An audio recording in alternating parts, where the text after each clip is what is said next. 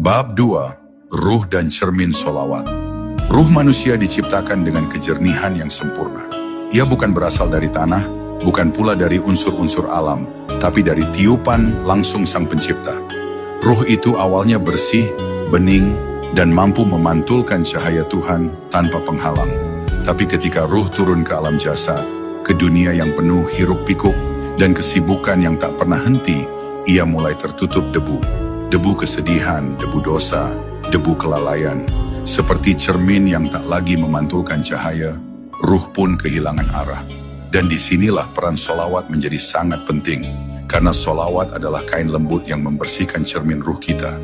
Perlahan namun pasti, hingga ia kembali mampu menangkap cahaya Sang Kekasih, Rasulullah. Sholawat itu seperti embun yang turun di pagi buta, menyentuh hati dengan kelembutan yang tidak disadari, tapi menyegarkan. Ia tidak mengguncang seperti petir, tidak menuntut seperti hukum, tapi ia merasuk perlahan, membungkus luka-luka batin dengan keteduhan kasih. Bila engkau bersyalawat bukan hanya dengan lidah, tapi juga dengan perasaan, maka ruhmu akan mulai merasakan perubahan. Tidak besar, tapi nyata. Kau akan merasakan seolah-olah seseorang sedang menyentuh hatimu dari kejauhan, membelai luka yang selama ini tak pernah kau tangisi, dan berkata, "Aku tahu kamu lelah, mari dekat." Itulah saat ruhmu mulai bercermin. Dan yang ia lihat dalam cermin itu bukan wajahmu, tapi pantulan cahaya Nabi. Saat pantulan itu mulai tampak, seluruh hidup berubah. Bukan karena dunia menjadi lebih mudah, tapi karena hatimu menjadi lebih lapang. Dulu, kau mungkin terburu-buru dalam segala hal, tapi setelah sholawat mulai membersihkan jiwamu, kau akan mulai memperlambat langkah.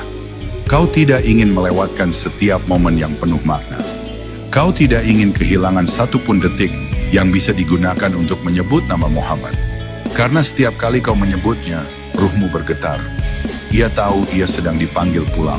Dan getaran itu semakin kuat setiap hari, hingga akhirnya engkau sadar bahwa sholawat bukan lagi amalan. Ia telah menjadi nafas.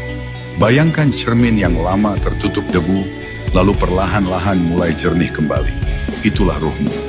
Dan di balik kejernihan itu, engkau akan melihat satu wajah yang tak pernah tua, tak pernah marah, hanya tersenyum penuh kasih. Wajah Rasulullah dalam bentuk nurani. Para wali mengatakan bahwa sholawat yang tulus adalah undangan. Dan bila engkau bersyalawat dengan cinta, maka engkau telah menulis surat ruhani yang sampai kepada beliau. Dan beliau akan menjawab. Bukan dengan suara yang dapat direkam, tapi dengan kehadiran yang dapat dirasa. Seolah-olah seseorang datang dalam doamu, diam dalam dudukmu, dan memelukmu di antara diam dan zikir. Maka, jangan heran bila engkau mulai menangis dalam sholat. Jangan heran bila hatimu tiba-tiba merindu pada sesuatu yang tak bisa dijelaskan. Jangan takut bila engkau merasa semakin jauh dari dunia. Karena sebenarnya ruhmu sedang semakin dekat dengan Nur Nabi. Inilah mukjizat sholawat. Ia tidak hanya memperbaiki hidupmu di luar, tapi memperhalus jiwamu dari dalam. Ia bukan obat, tapi cahaya. Dan ruh yang telah diterangi cahaya itu akan menemukan jalannya sendiri tanpa perlu diberitahu. Karena cahaya itu langsung berasal dari kekasih Allah yang telah diberi keistimewaan untuk menyentuh ruh manusia dari jarak yang tak terukur oleh akal.